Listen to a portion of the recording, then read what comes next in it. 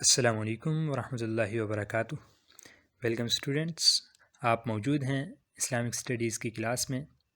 آپ سب کو خوش آمدید۔ آئیے اپنے سبق کی طرف چلتے ہیں۔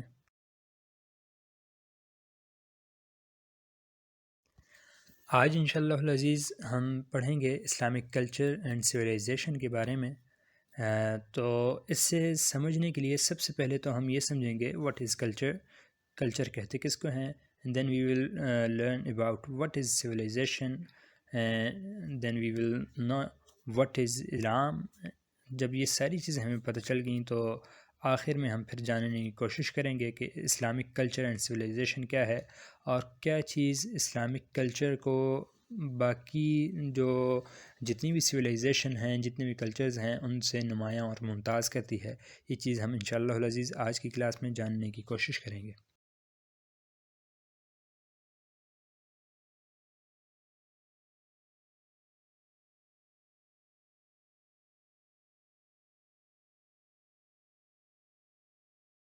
اس کے بعد ہم جانیں گے کہ کیا کیا کمپوننٹس ہیں کسی بھی کلچر کے، کن چیزوں سے کلچر وجود پاتا ہے۔ تو کچھ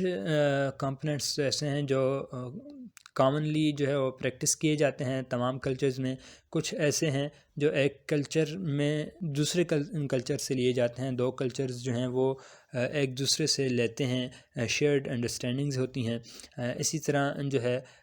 کچھ سوشل آرگنائزیشنز بھی ہیں۔ کامن پریکٹسز میں جو ہے جیسے فوڈ ہے، کلودنگ ہے، اسپورٹس ہیں، ٹولز ہیں، کسٹمز اور ورک ہے، یہ چیزیں جو ہیں۔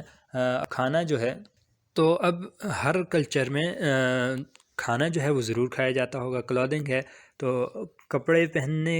کا رواج جو ہے وہ ہر ایک کلچر میں ہوگا۔ اب یہ ہوگا کہ کوئی بھی کلچر ہم جب جو ہے وہ اسٹڈی کریں گے تو ہمیں یہ پتہ چلے گا کہ اس کلچر میں اس چیز کو کیسے پرفارم کیا جاتا ہے، تو اس سے نمایاں ہوگا وہ کلچر۔ اسی طرح پھر شیئرڈ انڈرسٹینڈنگز میں جو ہے لینگویج ہے۔ اب لینگویج ایک کلچر سے دوسرا کلچر جب بنتا ہے تو وہ پہلے کلچر سے بھی کسی قدر یہ چیز لیتا ہے کہ وہاں پر کیا زبان ہے۔ زبان کا تو ہمیشہ سے اصول ہی یہ ہے کہ دائیں بائیں کے جو بھی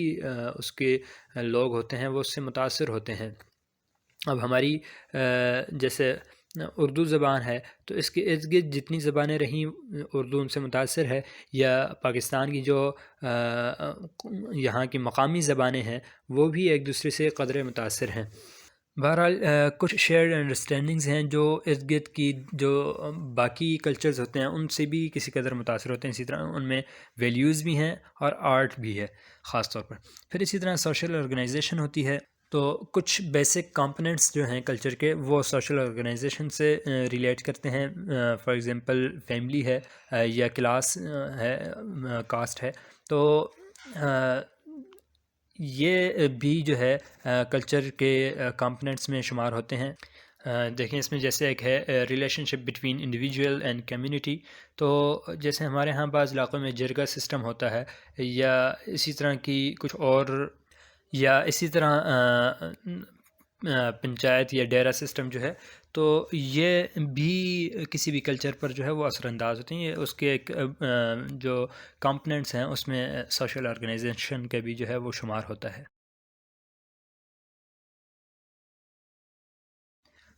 اچھا، اب اسی بات کو ہم تھوڑا سا مزید مختصر کریں تو کامن کمپوننٹس کسی بھی کلچر کے کیا ہو سکتے ہیں۔ ان میں ایک لینگویج آئے گی۔ کسی بھی کلچر کو جب ہم اسٹڈی کریں گے تو ایک لینگویج پر جو ہے اس کلچر کے اثرات خاص طور پر ہوں گے۔ نارمز ہوں گے، کچھ ان کے اپنے طور طریقے، کچھ انہوں نے اصول وضع کر رکھے ہوں گے اپنے لیے۔ اسی طرح ریلیجن ہوتا ہے، ویلیوز ہوتی ہیں، سوشل کلیکٹیوز، تو یہ کچھ چیزیں جو ہیں ان کی جو ہے کامن کمپوننٹس کہلاتے ہیں۔ اب دیکھیں پہلے ایک چیز ہم پڑھ کر آئے تھے کہ کلچر ہم کہتے ہیں کسی بھی جگہ کے کچھ ایک گروپ جو ہے لوگوں کا، گروپ جو ہے وہ ان کے زندگی گزارنے کے کچھ طور طریقے جس میں ان کے رسم و رواج بھی آ جاتے ہیں، اور وہ بنیادی قدریں اور وہ اصول زندگی گزارنے کے وہ اصول جن کی بنیاد پر ان کو معاشرے میں ایک نمایاں مقام حاصل ہوتا ہے، ایک پہچان، ایک شناخت حاصل ہوتی ہے، تو وہ کلچر کہلاتے ہیں۔ اب دیکھیں اب ان کی زندگی گزارنے کے کسی بھی گوشے کو ہم لیں تو چونکہ ان کو ایک الگ شناخت حاصل ہو چکی ہے، تو اب جیسی ہی ہم کسی ایک گوشے کو بھی لیں گے، کسی ایک زاویے سے بھی اس کو دیکھنے کی کوشش کریں گے، ہر ایک پہچان لے گا کہ یہ فلاں کلچر ہے۔ فار ایگزامپل یہاں پر جیسے اب یہ مینشن کیے گئے ہیں، اب یہ جوتے پہننے کا جو سٹائل ہے، اب یہ سٹائل اس کو آپ خصا کہیں یا کوئی اور نام دیں، جوتی کہیں، تو اس کو جب بھی ہم دیکھیں گے تو فوراً سے ذہن جو ہے وہ منتقل ہو جاتا ہے کہ یہ پنجابی کلچر سے ریلیٹ کرتے ہیں۔ اب باقی ساری چیزیں بھی اس سے ہمیں سمجھ آ جائیں گی جو ابھی ہم نے ڈسکس کی، کہ اس میں کچھ چیزیں جو ہیں وہ کلچر میں ارد گرد کی دیگر کلچر سے جو ہے وہ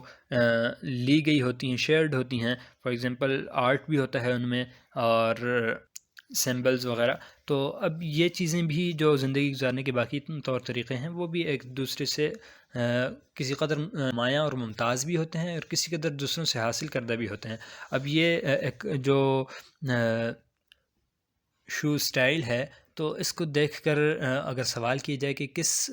کلچر سے بلونگ کرتا ہے، تو ہر ایک کہے گا کہ پنجابی کلچر سے، اور اس میں کچھ جو ہے وہ سندھی کلچر سے چیزیں لی گئیں، اور کچھ جو ہے وہ پشتون کلچر سے چیزیں لی گئیں۔ تو بہرحال یہ مختلف تہذیبوں کے، مختلف کلچرز کے سنگم سے، ملنے سے، ملاپ سے ایک نیا کلچر بنتا ہے، اور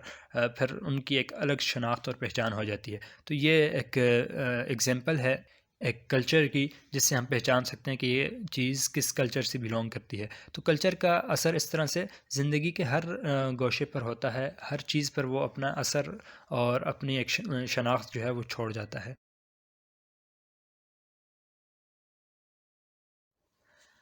تو جب کلچر کو ہم سمجھ چکے تو اب اگلی چیز کی طرف چلتے ہیں، سویلائزیشن کس کو کہتے ہیں۔ تو کلچر جب وجود میں آ جاتا ہے تو اس کا اثر جو ہے وہ انسان کے رویے پر، اس کے عقیدے پر، اس کے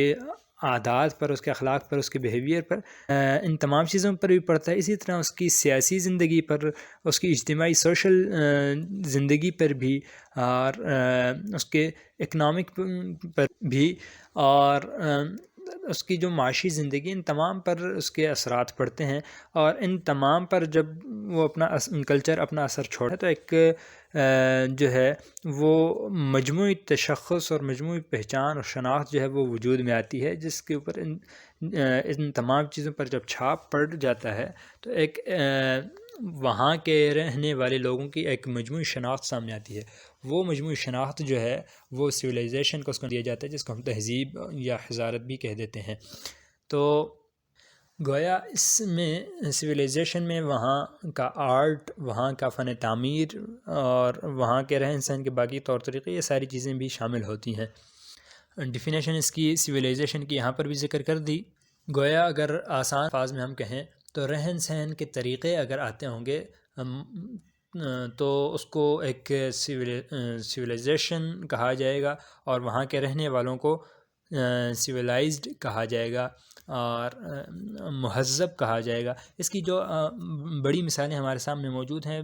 دنیا کی پرانی تہذیبیں جو موجود ہیں، ان کی جن کے آثار اس وقت ملے ہیں، ہڑپا ہے یا موہنجو داڑو ہے، تو یہ بہت ہی پرانی ان کی ایک یعنی دنیا کی تہذیبیں ہیں جن کے وجود ملے ہیں۔ اس وقت سے گویا انسان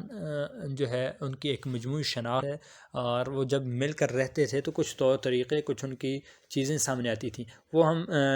ہماری بحث کا یہاں پر موضوع نہیں ہے، اتنی ڈیٹیل میں ہم نہیں جائیں گے کہ ان لوگوں کی اس تہذیب میں کیا کیا خاص باتیں تھیں، کیا چیزیں جو ہے وہ فالو کی جاتی تھیں، اور کس طرح سے ان کی تہذیب وجود میں آئی تھی۔ بہرحال صرف یہاں پر ہم اس کی ڈیفینیشن کو سمجھنا تھا، تو اسی کو تھوڑا سا مزید آگے چل کر مزید تھوڑا سا کھولیں گے اس بات کو۔ تو ہڑپا وغیرہ کی جو تہذیب تھی، ان کا اثر ان کی تعمیر پر بھی نظر آتا ہے، ان کا آرٹ اور ان کا فن تعمیر جو ہے وہ بھی ان کی تہذیب کے بارے میں بتاتا ہے کہ وہ کیسے رہتے تھے۔ بہرحال یہاں اس پکچر میں آپ کو اگر دیکھیں تو اور پھر آبزرو کریں کہ یہ تصویر ہمیں کیا بتاتی ہے۔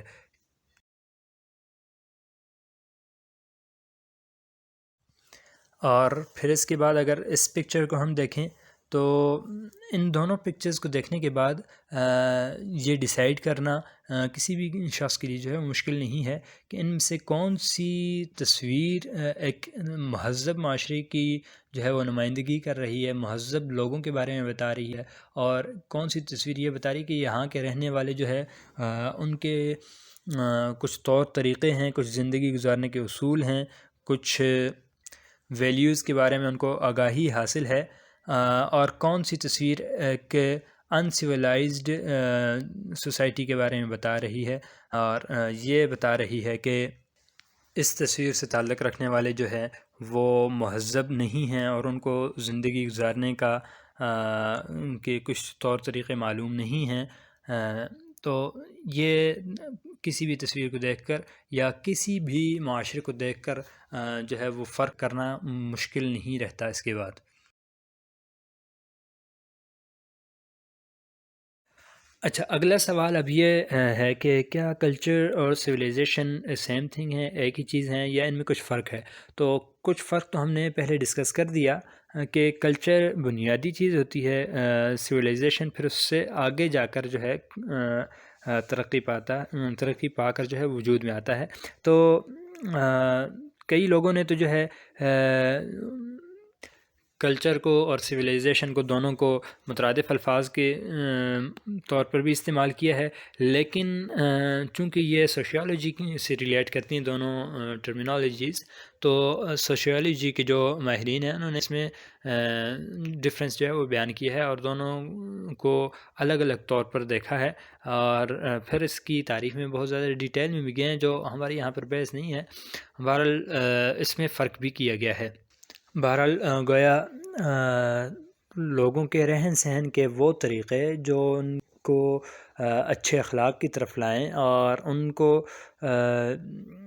دوسروں کے ساتھ برتاؤ کے بارے میں جو ہے وہ اچھے رویے کی طرف لائیں، ان کے وہ طور اطوار، وہ طریقے جو ان کو دوسروں سے نمایاں اور ممتاز بنائیں اور ان کی خوبی ظاہر کریں، وہ سویلائزیشن کہلائیں گے۔ مثال کے طور پر آپ دیکھ لیں کوئی شخص اگر جو ہے وہ صحیح طریقے سے، اچھے طریقے سے کھانا کھا رہا ہے، صاف ستھرے طریقے سے، تو وہ مہذب کہلائے گا، سویلائزڈ کہلائے گا۔ جبکہ اس کے برعکس اگر کوئی شخص جو ہے وہ بس ٹھوسے جا رہا ہے منہ میں اور گرا رہا ہے، اس سے جو کچھ بھی چیز کھا رہا ہے گر پڑ رہی ہے ارد گرد اور پھیل رہی ہے، تو وہ چونکہ ایک طریقہ اس کو نہیں معلوم، اس کے کلچر نے اس کے رویہ جو ہے وہ ڈیولپ نہیں کیا، اس نے اپنے ارد گرد سے سیکھا نہیں ہے، تو گویا اس کا کلچر، اس کی سویلائزیشن جو ہے وہ سویلائزڈ نہیں ہے، تو وہ مینرز سے جو بھی شخص نہ کھا رہا ہو تو اس کو کہا جاتا ہے کہ جی یہ غیر مہذب ہے یا ان سویلائزڈ ہے۔ بہرحال یہ تھوڑا سا اس میں ہم فرق بھی ہو سکتا ہے اور فرق نہیں بھی کیا جا سکتا۔ ہمارے ہاں عام طور پر جب بھی بولا جاتا ہے تو اتنا خاص اس میں فرق ملحوظ نہیں رکھا جاتا، بلکہ ہمارے ہاں جو ہے وہ سویلائزیشن کو ایک کلچر کے نتیجے کے طور پر ہی دیکھا جاتا ہے۔ بہرحال تو سویلائزیشن گویا کہ ان چار چیزوں کا مجموعہ ہوتی ہے، جس میں خاص طور پر ہم نے جیسے ڈسکس کیا تھا پولیٹیکل سسٹم ہوتا ہے، ان کا اکنامک سسٹم ہوتا ہے، اسی طرح ان کے اخلاق، طور طریقے، اور کہ سائنس، ان کے آرٹس وغیرہ سے ریلیٹڈ ان کی جو چیزیں ہیں وہ سویلائزیشن سے تعلق رکھتی ہیں، اور ان چیزوں کے ذریعے سے ہم کسی بھی سویلائزیشن کو پہچان سکتے ہیں اور دوسرے سے ممتاز اور نمایاں کر سکتے ہیں۔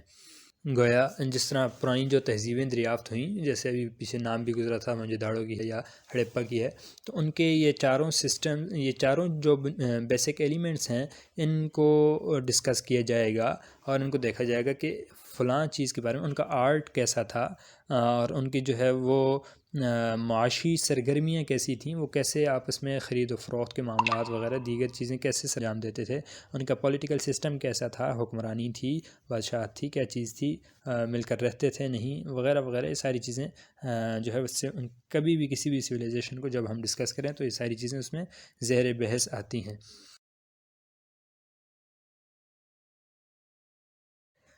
اچھا، اس کے بعد اب ہم اپنے اصل ٹاپک کی طرف جو ہے، یہ ساری بنیاد تھی، اب اصل ٹاپک کو تھوڑا سا ڈسکس کریں گے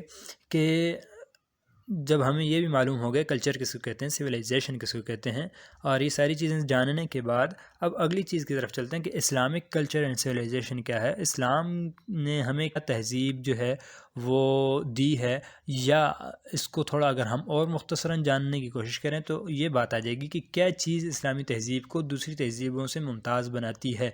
یعنی کچھ چیزیں تو ایسی ہیں جو سیم ہیں سب تہذیبوں میں، لیکن کچھ چیزیں جو نمایاں اور ممتاز ہوتی ہیں، تو اسلامی تہذیب میں ایسی کیا خاص بات ہے جو اسے دیگر سے جو ہے وہ نمایاں اور ممتاز کرتی ہے، اسپیشل بناتی ہے۔ اس میں سب سے پہلی چیز جو ہے وہ وننس آف گاڈ ہے، خدا کی اللہ تعالیٰ کی وحدانیت ہے۔ اسلام نے جو تصور دیا ہے، اسلامی تہذیب نے جو ہمیں ایک چیز سکھلائی ہے، وہ یہ ہے کہ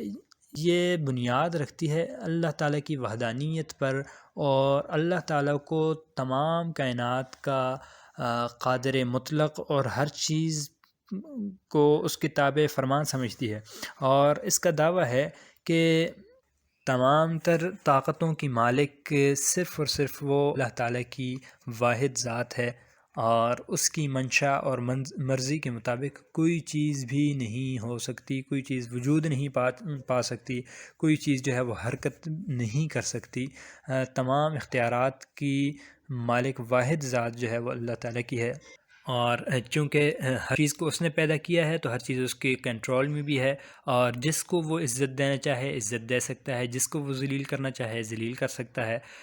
سب کے سب اسی کے محتاج ہیں، اور اپنے کام مکمل کرنے میں، اپنی ضروریات کو پورا کرنے میں اس کے محتاج ہیں۔ اس کی چاہت کے بغیر کوئی چیز مکمل نہیں ہو سکتی۔ ہم جو کہتے بھی ہیں نا، ایاک نعبد و ایاک نستعین، صرف تجھ ہی سے مدد مانگتے ہیں، تجھ ہی کی طرف جو ہے وہ ہم لو لگاتے ہیں، تیری عبادت کرتے ہیں، یعنی صرف تیری رضامندی کی ہمیں فکر ہے۔ اب یہ چیز جو ہے یہ اسلامی تہذیب کو دنیا کی تمام تہذیبوں سے ممتاز نمایاں بناتی ہے، اور انسان کو بتاتی ہے کہ اس کو طرح طرح کے بادشاہوں کے سامنے، ان کے ظلم و قہر کے سامنے سر جھکانے کے بجائے اس کو اللہ تعالیٰ نے ایک عزت کی زندگی دی ہے، اس کو صرف اور صرف اپنی عبادت کے لیے مخصوص کیا ہے، اور اس کو در در پر جو ہے وہ سر جھکانے کی قطعی ضرورت نہیں ہے۔ گویا جو حاکم ہے یا خلیفہ ہے وہ بھی اللہ تعالیٰ کے تابع فرمان ہے، اور وہ اللہ کی حکم کے خلاف ہرگز نہیں جا سکتا، اور اس چیز نے انسانیت کو جو ہے ایک معراج پر لایا، اور ان کو بتایا کہ جی جو ہے یہ جو حاکم اور محکوم کے درمیان ایک بہت بڑا خلا پیدا کر دیا گیا ہے، اور اس کو محکوم کو بس مکمل طور پر ایک اس کے تابع کر دیا ہے حاکم کے، اور وہ ہر اس کی جائز اور ناجائز بات ماننے کا جو ہے وہ اس کو پابند بنا دیا۔ ایسا ہرگز نہیں ہے، بلکہ وہ چاہے حاکم کی شکل میں ہو یا محکوم کی شکل میں، وہ اللہ تعالیٰ کا بندہ ہے، اور اس کو اللہ تعالیٰ کی فرما برداری کرنا لازم ہے۔ اس چیز سے انسان طرح طرح کے جو ایک سر جھکانے کی چیز وجود میں آ تھی، اس کو ختم کیا اسلامی تہذیب نے، اور اس کو ایک آزادی مہیا کی، اور پھر عبادات کی شکل میں انسان کا رشتہ براہ راست اللہ تعالیٰ سے جو ہے وہ جوڑا، اور اسے باقی تمام قسم کی قید و بند سے جو ہے وہ محفوظ رکھا، اور اس کو آزاد کر دیا۔ اچھا، اس کے بعد اسلامی تہذیب کی جو دوسری جو خصوصیت ہے، دوسری چیز جو اسلامی تہذیب کو نمایاں اور ممتاز کرتی ہے، وہ یہ ہے کہ یہ تہذیب انسانیت دوست تہذیب ہے۔ یہ تمام انسانوں کو، چونکہ دیکھیں اسلام کا دعویٰ یہ ہے کہ قیامت تک آنے والے تمام افراد کی طرف جو ہے وہ بھیجا گیا دین ہے، اور تمام لوگوں کی قیامت تک آنے والے ہر شخص کی کامیابی صرف اور صرف اسی دین کی پیروی کرنے میں ہے، اسی کے احکامات پر چلنے میں ہے۔ تو اسلام نے تمام کی رہنمائی بھی کی، اور تمام کو، جتنی بھی انسانیت ہے، سب کو ایک رشتے میں پرو دیا، ایک کنبہ قرار دیا۔ ایک حدیث مبارکہ میں جیسے فرمایا نا کہ الخلق عیال اللہ، تو ساری مخلوق کو ایک کنبہ اور اللہ کی مخلوق قرار دیا، اور ایک رشتے میں پرو دیا۔ آگے ہم یہ آیت کریمہ بھی ڈسکس کریں گے۔ تو اسلام نے جب ان سب کو بالکل ایک برابری کے درجے میں رکھا اور عدل کا جو اصول قائم کیا کہ نہ کالے کو گورے پر، نہ گورے کو کالے پر، نہ عجمی کو عربی پر، کسی کو کسی پر کوئی فضیلت حاصل نہیں ہے، تو اس سے کیا حاصل ہوا کہ اس سے پہلے کی جتنی بھی تہذیبیں تھیں وہ کسی ایک خاص کاسٹ پر یا کسی خاص گروہ پر جو ہے وہ فخر کرتی تھیں. جس طرح آپ ہندو تہذیب کو ہی لے لیں تو ان کا جس طرح برہمن ہیں یا اس طرح ایک خاص کاسٹ کو تو وہ بہت ہی زیادہ فوقیت دیتے تھے اور ہر اچھا کام انہی کی طرف منسوب ہوتا ہے، جبکہ کچھ لوگوں کو انتہائی گرا پڑا سمجھتے ہیں. لیکن اسلامی تہذیب نے سب کو جو ہے وہ شرافت اور کرامت کی بنیاد پر برابری کے حقوق جب دیے تو اس میں آپ دیکھیں ایک طرف بلال حبشی ہیں، حبشہ کے رہنے والے، یا بخارا کے امام بخاری ہوں، دنیا کے کسی کونے میں کسی نسل سے، کسی رنگ سے، کسی بھی جگہ سے تعلق رکھنے والے ہوں، اسلام نے سب کو برابر کا موقع دیا اور سب کو. تو اسلام کے لیے تمام اس کی جتنی بھی افراد ہیں اس ملت اسلامیہ کے ہر فرد کو، جس طرح اقبال نے کہا نا کہ مقدر کا ستارہ ہے، تو ہر ایک کو برابر مواقع بھی فراہم کیے اور ہر ایک کو ایک جو ہے ستارے کی مانند قرار دیا اور ہر ایک کو الگ ایک شناخت اور پہچان دی. چنانچہ اسلام نے کہا کہ للرجال نصیب مما اکتسبوا وللنساء نصیب مما اکتسبن، چاہے مرد کوئی جو ہے وہ مقام حاصل کرے چاہے عورت، ہر ایک کو اس کا اجر ملے گا اور اس کو سراہا جائے گا اور اس کو اپریشیٹ کیا جائے گا.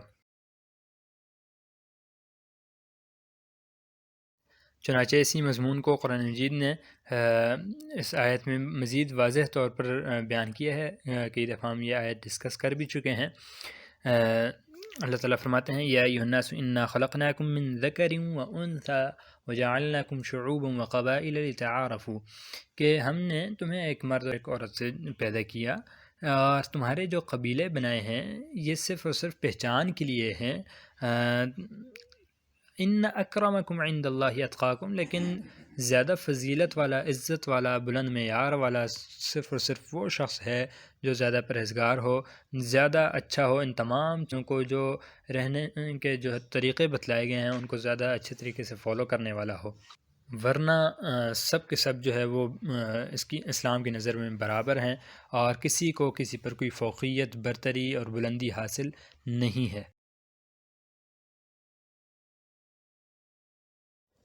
اسلامی تہذیب کی تیسری خاصیت اور تیسری نمایاں چیز یہ ہے کہ اسلام ایک اخلاقی جو ہے لحاظ سے بھی دیگر تمام تہذیبوں سے نمایاں اور ممتاز ہے. دیکھیں اسلام نے چاہے کوئی بھی آپ زندگی کا گوشہ اٹھا کے دیکھ لیں، حتیٰ جنگ تک کے معاملات بھی جو ہیں اس میں بھی اسلام نے اخلاقی اصولوں کو ہرگز نہیں چھوڑا اور وہاں پر بھی کہا کہ جی کسی کمزور پر جو ہے وہ ہتھیار نہ اٹھایا جائے. کوئی بھی ایسا شخص جو مقابلہ نہیں کر رہا، جو اسلام کے راستے میں رکاوٹ نہیں بن رہا، اس جو ہے وہ سختی کرنے کی، اس پر ظلم کرنے کی قطعی جو ہے وہ گنجائش نہیں چھوڑی اور وہاں پر بھی اخلاقی اصول وضع کیے. اور اسی طرح چاہے وہ سیاسی زندگی ہو، اقتصادی زندگی ہو، خاندانی نظام ہو یا دیگر قوانین ہوں، تو ان سبھی میں اسلام نے جو ہے وہ اخلاقی اصولوں کو بہت بلند رکھا اور یہ چیز اس کو اسلامی تہذیب کو دیگر تمام تہذیبوں سے نمایاں اور ممتاز بناتی ہے. پچھلی کئی تہذیبیں آپ دیکھیں، بلکہ اب بھی موجودہ جو مغربی تہذیب ہے سویلائزیشن، اس میں بھی جو ہے وہ طاقت کا سکہ چلتا ہے اور کمزور جو ہے وہ پستہ چلا جاتا ہے. آپ سرمایہ دارانہ نظام دیکھ لیں تو کیپٹلزم میں یہی ہے کہ امیر جو ہے وہ روز بروز امیر سے امیر تر ہوتا جاتا ہے اور جو غریب ہے وہ غریب سے غریب تر ہوتا جاتا ہے اور اس پر کسی قسم کے اخلاقی پابندی نہیں ہے. لیکن اسلام نے اخلاقی اصول وضع کیے اور مالدار ہوں یا غریب ہوں ہر ایک کے لیے اخلاقی اصول وضع کیے اور ان کا پابند کیا انہیں. تو یہ چیز اسلامی تہذیب کو دیگر تمام سویلائزیشن سے جو ہے وہ نمایاں اور ممتاز کرتی ہے. اسلامی تہذیب کی چوتھی جو خاصیت ہے، fourth characteristic of Islamic civilization is believe in knowledge. اسلام نے ہمیشہ علم کو خوش آمدید کہا ہے، اور اس چیز کو بھی ہم پہلے ڈسکس کر چکے ہیں کہ اسلام نے علم کو خوش آمدید کہا۔ پہلی جو تہذیبیں تھیں وہ غور و فکر کرنے پر پابندیاں لگائی ہوئی تھیں، لیکن اسلام جب آیا تو اسلام نے کیا کہا کہ عقل والے لوگ کون سے ہیں؟ اللہ تعالیٰ نے قرآن مجید میں بیان فرمایا کہ یتفکرون فی خلق السماوات والارض، وہ زمین آسمان کی پیدائش میں غور اور فکر کرتے ہیں، اور اس غور اور فکر سے معرفت الہیہ حاصل کرتے ہیں، اللہ تعالیٰ کی ذات کو پہچانتے ہیں۔ ٹھیک ہے، تو اسلامک کلچر اور سویلائزیشن کی ایک خاصیت یہ ہے کہ اس نے ہمیشہ اہل علم کو خوش آمدید کہا اور ان کو ویلکم کیا ہے، چاہے وہ کسی بھی دنیا کے کسی بھی کونے سے تعلق رکھتے ہوں یا کسی بھی مذہب سے تعلق رکھتے ہوں، ان کو ہمیشہ، اگر ان کے علم کی بنیاد پکے اور مضبوط اصولوں پر ہے تو فرمایا حدیث مبارکہ میں کہ الحکمت ضالۃ المؤمن، کہ حکمت کی بات مومن کی گمشدہ میراث ہے۔ تو ایسے لوگوں کو، اور پھر یہ حقیقت میں رہا بھی، جب بھی اسلامی سلطنتیں قائم ہوئیں تو وہاں پر آپ دیکھیں تو اہل علم اور اہل فن جو ہیں ان کو ہمیشہ بلا امتیاز جو ہے وہ بہت ہی زیادہ نوازا گیا اور ان کی بڑی عزت افزائی کی جاتی رہی، اور تمام اسلامی سلطنتوں میں ہمیشہ اہل علم جو ہیں وہ بہت ہی زیادہ ان کو نمایاں ایک مقام حاصل رہا، اور ان کو اہم عامل کی جو ایک پوزیشن تھی، حیثیت تھی، وہ حاصل رہی۔ چنانچہ بغداد، دمشق، قرطبہ، غرناطہ اور قاہرہ وغیرہ، یہ تمام شہر جو ہیں وہ علم و فن کے مراکز رہے، اور پوری دنیا میں روشنی یہاں سے جو ہے وہ علم کی پھیلی، اور پوری سلطنت کے جو ہے وہ خزانے ان پر خرچ کیے گئے، اور یہاں تک کہ جو خلیفہ یا حکمران تھے وہ بھی ایسا نہیں ہے کہ جی ان کا سارا حکم چلتا ہو، بلکہ انہوں نے بھی علم کے تابع رکھا خود کو، اور اہل فتاوی جو تھے وہ اپنے علم کی بنیاد پر جو ہے وہ سلیکٹ ہوتے تھے، اور وہ پھر فتاوی دیتے تھے، لوگوں کی رہنمائی کرتے تھے۔ ایسا نہیں ہے کہ جی صرف وہ بادشاہ جو ہے ان کا انتخاب کرے اور وہ بادشاہت کے انڈر ہوں، ایسا نہیں تھا، بلکہ وہ ایک آزاد علم کو ہمیشہ ایک بلند مقام حاصل رہا اور بالکل آزاد طور پر اس کو رکھا گیا۔ سارا دریا جو ہے وہ دریا کا پانی کالا ہو گیا۔ یہ غالباً ہلاکو خان نے جب حملہ کیا تھا، دارالحکمت کے بارے میں ہم پڑھ چکے ہیں، تو ہارون رشید کا قائم کردہ دارالحکمت جو تھا اس پر جب حملہ کیا ہلاکو خان نے بغداد میں، اور وہاں کی تمام کتابوں کو، اور جتنے کتب خانے تھے وہ بھی تمام جو ہے وہ تباہ کیے، اور خاص طور پر دارالحکمت کی جو کتابیں تھیں وہ اتنی تھیں کہ ان کو جب دریائے دجلہ میں جو ہے وہ پھینکا گیا تو مورخین کہتے ہیں کہ اس کا سارا پانی جو ہے وہ کالا سیاہ ہو تھا، اور اتنی اس کی سیاہی تھی گویا۔ تو کتنی کتابیں ہوں گی۔ بہرحال یہ ہمیشہ ایک تاریخ کا جو ہے وہ سیاہ باب رہا ہے کہ دیگر جتنی بھی تہذیبیں رہی ہیں وہ علم دشمن گویا رہی ہیں، اور انہوں نے ان چیزوں کو مٹانے کی کوشش کی ہے، جبکہ اسلامی تہذیب، اسی کو آپ لے لیں دارالحکمت میں ہی، اس سے پہلے جو رومن تہذیب تھی ایک، یا بازنطین کی جو ایک تہذیب ہے، تو دارالحکمت اصل میں جو قائم کیا گیا تھا وہاں پر ان تمام کو بھی مزید فروغ ملا، اور ان پر بھی مزید ریسرچ کرے گی۔ عیسائی علماء وہاں پر لائے گئے، اور دیگر مذاہب کے علماء کو وہاں پر جو ہے وہ سرکار کی طرف سے بلایا گیا، اور ان سے جو ہے وہ ریسرچ کروائی گئی، اور ان تمام چیزوں کو مزید آگے فروغ ملا۔ لیکن اس کے برعکس دوسرے لوگوں نے نہ صرف یہ ہے کہ اپنی چیزوں بھی برباد کیا، نہ صرف یہ کہ اسلام کی جو اسکرپٹس تھے، جو تحقیقات تھیں، ان کو دریافت کیے ضائع کیا، بلکہ اپنی موضوع کی تمام چیزوں کو بھی جو ہے وہ ضائع کیا۔ اسلامی تہذیب کی، اسلامک کلچر کی ایک جو پانچویں خصوصیت ہے، جو چیز اسے دیگر تہذیبوں سے نمایاں اور ممتاز بناتی ہے، وہ چیز ٹالرنس ہے۔ اسلام بہت ہی زیادہ جو ہے وہ بہتر طریقے، بہت ہی زیادہ کشادہ ظرفی کا مظاہرہ کرتا ہے۔ اب دیکھیں حتیٰ کہ مذہب تک کے معاملے میں بھی اسلام نے جو ہے وہ بہت زیادہ کشادہ ظرفی کا مظاہرہ کیا۔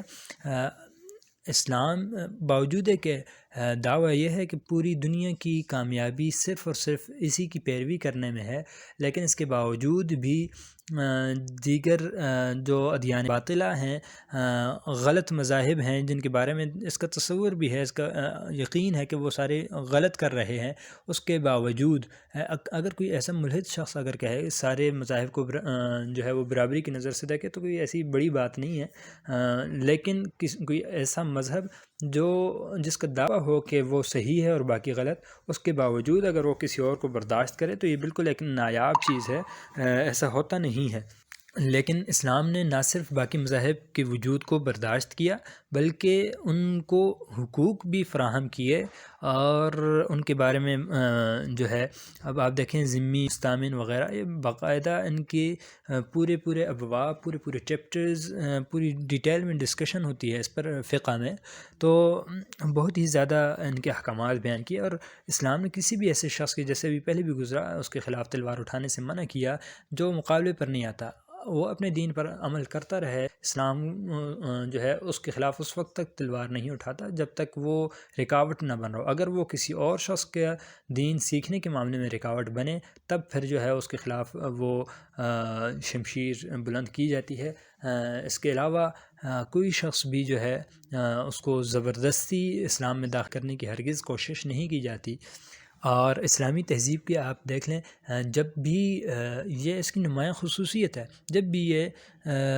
طاقت میں رہے ہیں تب بھی کبھی بھی ایسا نہیں ہوا کہ زبردستی اپنی ماتحت اقوام کو جو ہے وہ دبانے کی کوشش کی گئی ہو، یا زبردستی ان کو جو ہے وہ اسلام قبول کرنے کی جو ہے وہ کوشش کروائی گئی ہو، بلکہ اگر وہ رکاوٹ بن رہے ہیں اسلام کے راستے میں تو ان کو یہ جب بھی جہاد ہوتا ہے اس میں پہلے اس کا اصول ہی ہے، طریقہ ہی ہے کہ مسلمان جاتے ہیں، اور کوئی شخص بھی اگر رکاوٹ بن رہا ہے، بستی ہے یا کوئی شخص ہے یا کوئی پوری چاہے حکومت ہی ہو، تو ان کو دعوت دی جاتی ہے کہ یا تو وہ جو ہے اسلام قبول کر لیں، اگر اسلام قبول نہیں کرنا چاہتے، وہ اپنے مذہب پر باقی رہنا چاہتے ہیں، تو پھر وہ فرمانبرداری اختیار کر لیں، کیونکہ زمین اللہ کی ہے اور اس پر صرف اور صرف اللہ کا نظام چل سکتا ہے، تو وہ اس اللہ تعالیٰ کی حاکمیت کو تسلیم کر لیں، اللہ کو بڑا مان کے، بے شک وہ اپنے مذہب کے مطابق عمل کرتے رہیں، لیکن اسلام کے پیغام کو دنیا کے ہر کونے تک پہنچنے میں رکاوٹ نہ بنے، ہر ایک کے سامنے پیغام پہنچ جائے، ہر شخص تک یہ پیغام پہنچ جائے، اس کے بعد اگلی بات ہے کہ وہ مانتا ہے یا نہیں مانتا۔ لیکن اگر وہ آگے سے رکاوٹ بنتے ہیں، کہتے ہیں نہیں ہم جو ہے نہ ہی مسلمان ہوں گے اور نہ ہی جو ہے وہ اللہ کی حاکمیت کو تسلیم کریں گے، بلکہ ہم آپ سے لڑائی ہی کریں گے، تو پھر اسلام جہاد کا حکم دیتا ہے کہ اگر زبردستی دوسرا رکاوٹ بن رہا ہے اور تلوار اٹھا رہا ہے آپ کے خلاف اور لوگوں تک حق بات پہنچنے نہیں دے رہا، حق کے راستے میں رکاوٹ بن رہا ہے، تو ایسی صورت میں پھر اس کے خلاف سفارہ ہونے کی اجازت دیتا ہے، اور پھر جہاد ہوتا ہے، وہ الگ پوری تفصیلات ہیں۔ تو ورنہ جتنی کشادہ ظرفی اور کھلے دل کا مظاہرہ، ٹالرنس کا مظاہرہ جو ہے وہ اسلام کرتا ہے، اتنا دنیا کے کسی مذہب میں نہیں ہے۔ یہ چیز اسلام کو ممتاز بناتی ہے اور نمایاں مقام عطا کرتی ہے۔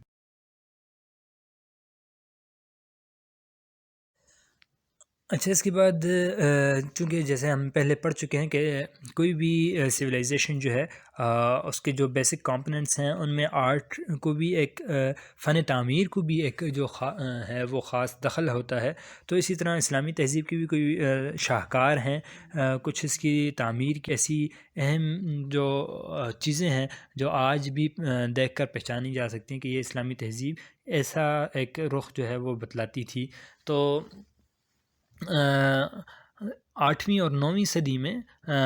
سلطنت عباسیہ میں یہ خاص طور پر یہ گولڈن ایج سمجھا جاتا ہے اسلامی تہذیب کا. اس دور میں جتنی ترقی اور پذیرائی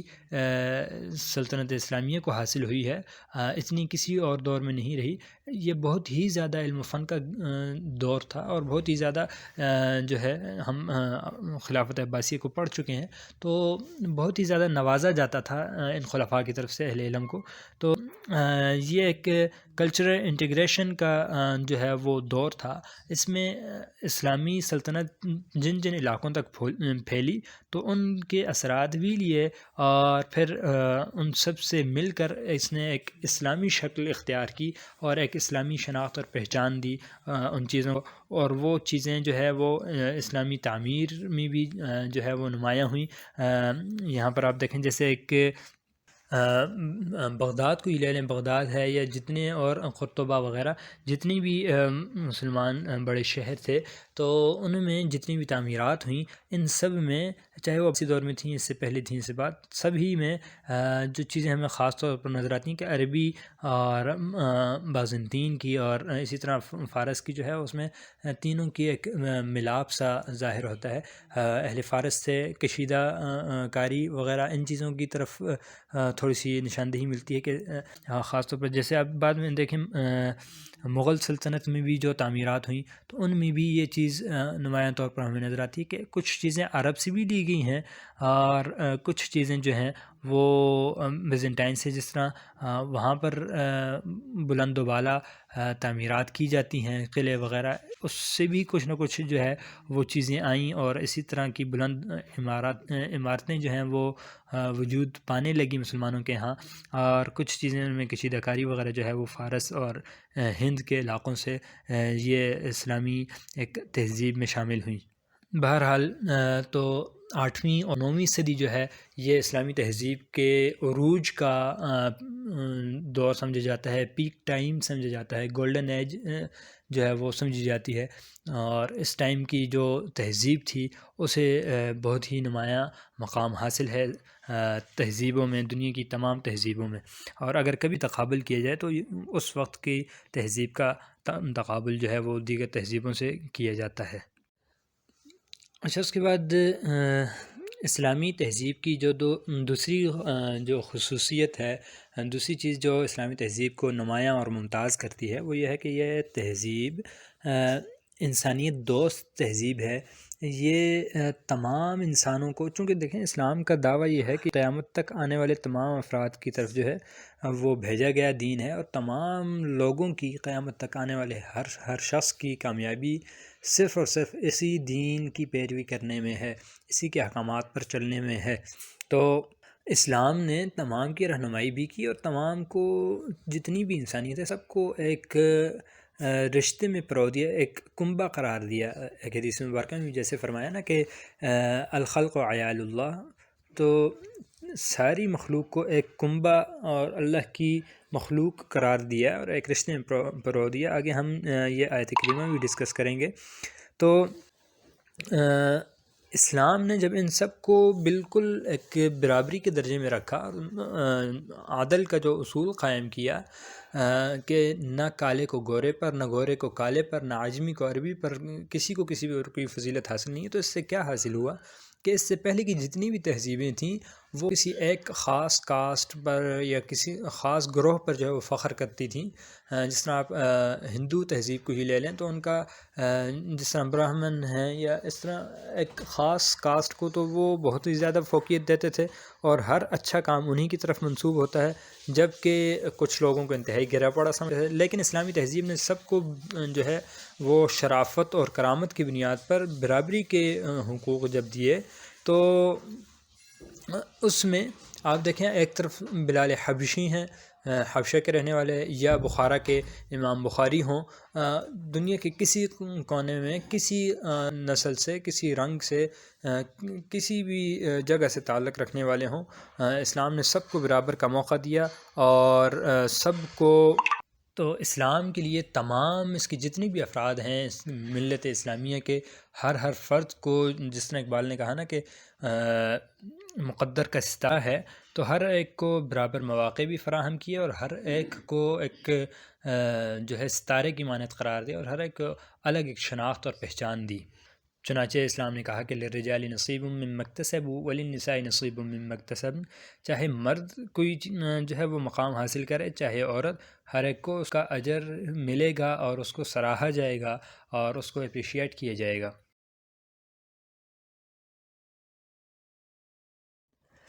اس کے بعد اسلامی تہذیب کا،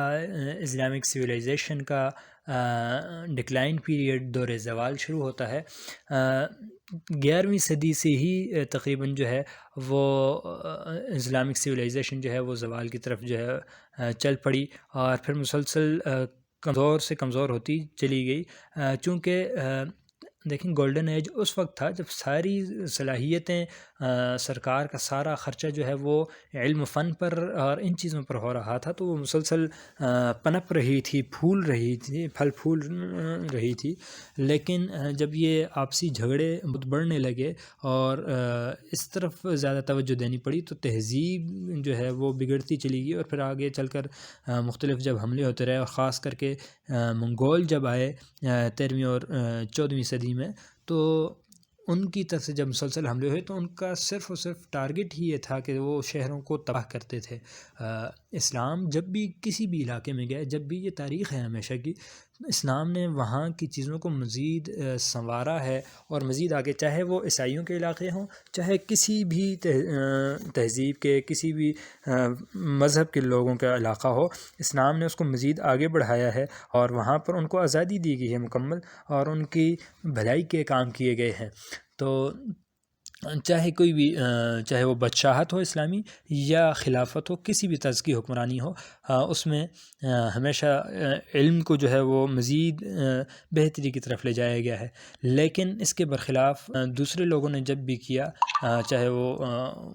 عیسائیوں کی طرف سے حملے ہوئے ہیں یا خاص طور پر منگولوں کی طرف سے، تو ہمیشہ جب بھی حملے ہوئے تو سارے کے سارے شہر جلائے گئے، اور بغداد وغیرہ دوسرے شہروں کا آپ پڑھیں تو اتنا یہاں پر تباہ کاریاں کی گئیں، مسلمانوں کا جو علمی ورثہ تھا بہت ہی زیادہ اس کو جو ہے وہ ضائع کیا گیا اور سمندروں میں پھینکا گیا، اتنا زیادہ وہ ایک علمی ورثہ تھا۔ ہم آگے چل کے انشاءاللہ اسلام اور سائنس کے جو ٹاپک ڈسکس کریں گے اس میں انشاءاللہ اس کو تھوڑا مزید بھی ڈسکس کریں گے اس ٹاپک کو۔ تو اتنی زیادہ کتابیں کہا جاتا ہے کہ دریافت کی گئیں، اتنا زیادہ علمی ورثہ ضائع کیا گیا کہ ان کی سیاہی سے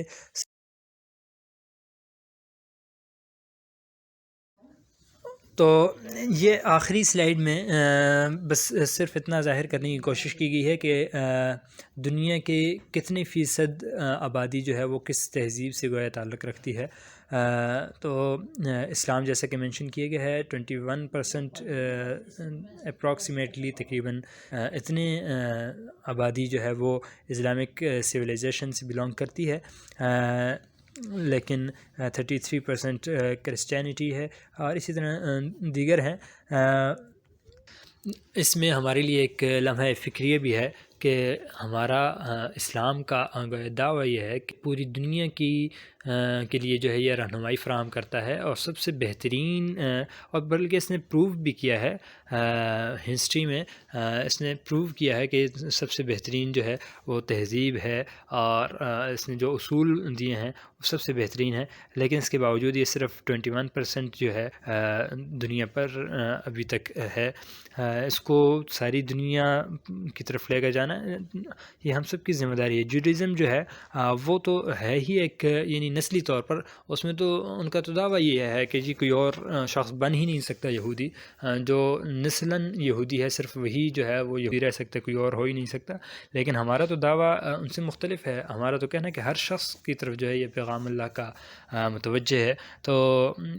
ساری دنیا تک اس پیغام کو لے کر جانا اور اس کی آفاقیت اور اس کی ابدیت کو ظاہر کرنا، یہ اس مذہب کے پیروکاروں کے لیے، اس سویلائزیشن سے بلانگ کرنے والے سبھی لوگوں پر جو ہے وہ لازم ہے اور ضروری ہے، تاکہ خود بھی اس کے فوائد سے بہرہ ور ہوں اور دوسروں کو بھی اس سے فائدہ اٹھانے کے مواقع میسر ہوں۔ تو اللہ تعالیٰ سے دعا ہے کہ اللہ تعالیٰ ہم سب کو اس کی توفیق عطا فرمائے۔ اسی پر آج کے لیکچر کو ختم کرتے ہیں، زندگی ہی تو انشاءاللہ نیکسٹ ویڈیو میں ملاقات ہوگی۔ اللہ حافظ، السلام علیکم ورحمۃ اللہ وبرکاتہ۔